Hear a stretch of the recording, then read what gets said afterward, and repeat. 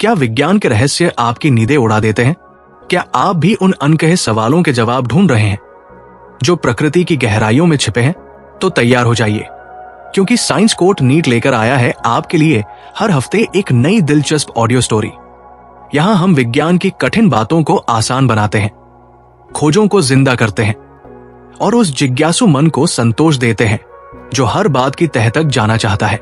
तो हेडफोन लगाइए और डूब जाइए विज्ञान की एक नई कहानी में।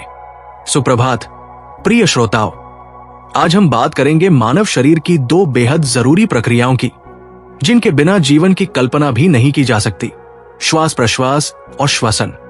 अक्सर हम इन दोनों शब्दों को एक जैसा समझ लेते हैं, लेकिन सच्चाई यह है कि ये बिल्कुल अलग है। श्वास प्रश्वास एक यांत्रिक प्रक्रिया है जिसमें हम हवा से ऑक्सीजन लेते हैं और कार्बन डाइऑक्साइड छोड़ते हैं। इसमें कोई रासायनिक परिवर्तन नहीं होता, जबकि श्वसन एक गहरी जैव रासायनिक प्रक्रिया है जो हमारी कोशिकाओं में होती है। इसमें ऑक्सीजन की मदद से भोजन का ऑक्सीकरण होता है और हमें ऊर्जा मिलती है। यही ऊर्जा हमारे शरीर की हर गतिविधि को चलाती है। अब आइए देखें जीव जंतुओं में श्वसन कैसे होता है। अमीबा जैसे सरल जीव त्वचा के जरिए सांस लेते हैं। केंचुआ भी अपनी गीली त्वचा से गैसों का आदान प्रदान करता है। कीड़ों में श्वासनली और श्वास रंध्र होते हैं। मछलियां गलफड़ों से सांस लेती हैं और मेंढक गलफड़ों, त्वचा और फेफड़ों तीनों का उपयोग करता है। वहीं मनुष्य जैसे जटिल प्राणी फेफड़ों के जरिए श्वसन करते हैं। मानव शरीर में हवा सबसे पहले नाक के रास्ते शरीर में प्रवेश करती है।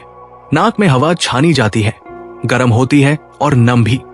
फिर वो ग्रसनी, स्वरयंत्र और श्वासनली से होकर फेफड़ों तक जाती है।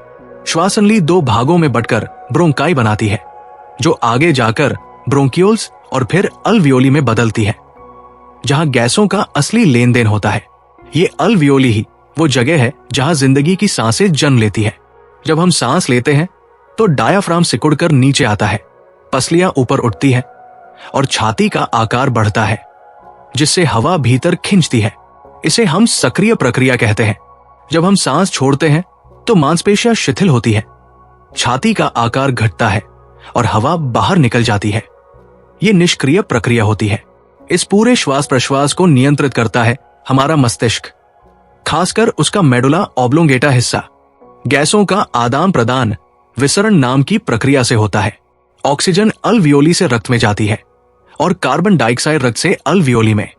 फिर यही प्रक्रिया हमारे ऊतकों में उल्टी दिशा में होती है। रक्त इन गैसों को शरीर भर में पहुंचाता है। ऑक्सीजन हीमोग्लोबिन से जुड़कर जाती है, जबकि कार्बन डाइऑक्साइड मुख्यतः बाइकार्बोनेट के रूप में यात्रा करती है। लेकिन इस अद्भुत प्रणाली में भी कुछ परेशानियां आ सकती है, जैसे अस्थमा, जिसमें श्वासनली में सूजन और संकुचन आ जाता है, जिससे सांस लेना मुश्किल हो जाता है। एम्फाइसेमा, जिसमें एल्वियोली नष्ट हो जाते हैं, खासकर धूम्रपान करने वालों में। और व्यावसायिक रोग जैसे सिलिकोसिस और एस्बेस्टोसिस, जो उन लोगों को होते हैं जो लंबे समय तक धूल और रासायनिक तत्वों के संपर्क में रहते हैं। ऐसे में सुरक्षा मास्क का उपयोग जरूरी हो जाता है। तो दोस्तों, उम्मीद है आज की चर्चा ने आपके भीतर छिपे जीव विज्ञान प्रेमी को संतुष्ट किया होगा। अगली बार फिर मिलेंगे विज्ञान की किसी नई, अनसुनी और अद्भुत कहानी के साथ। और हाँ, अगर आप नीट की तैयारी कर रहे हैं तो साइंस कोट नीट का यूट्यूब चैनल जरूर सब्सक्राइब करें। वहां आपको मिलेंगी वो तमाम जानकारियां, टिप्स और वीडियो लेक्चर जो आपकी सफलता की राह आसान बना सकते हैं। साइंस कोट नीट, जहां विज्ञान कहानी बनकर आपके दिल तक पहुंचता है।